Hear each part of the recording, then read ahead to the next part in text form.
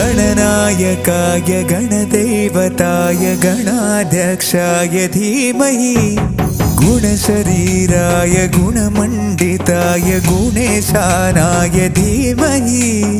गुणातीताय गुणाधीशाय गुणप्रविष्टाय धीमहि